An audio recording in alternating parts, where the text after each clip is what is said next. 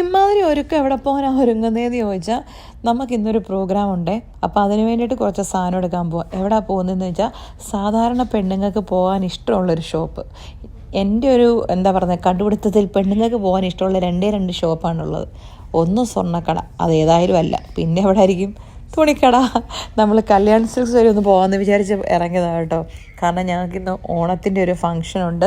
അപ്പോൾ അതിന് വേണ്ടിയിട്ട് എനിക്ക് സാരിക്ക് 2 മാച്ച് ബ്ലൗസൊക്കെ എടുക്കാൻ വേണ്ടിയിട്ട് കല്യാൺ സിൽക്സ് അബുദാബിയിലുള്ള നമ്മളുടെ സ്വന്തം കല്യാൺ സിൽക്സിൽ പോയതാണ് ഞങ്ങൾ. എന്തുകൊണ്ട് കല്യാൺ സിൽക്സ് എന്ന് ചോദിച്ചാൽ എൻ്റെ പൊന്നു മോനെ, നമ്മളവിടെ ചെല്ലുമ്പോൾ നമ്മുടെ രാജുവേട്ടൻ്റെ കൈ കൂപ്പിയുള്ളൊരു നിപ്പുണ്ട്. ഞങ്ങൾ ചെന്നപ്പോഴേ ഞങ്ങളെ കൈയും കൂപ്പിയാണ് പുള്ളി സ്വീകരിച്ച്. അതുകൊണ്ടാണ് പിന്നെയും പോകുന്നത്.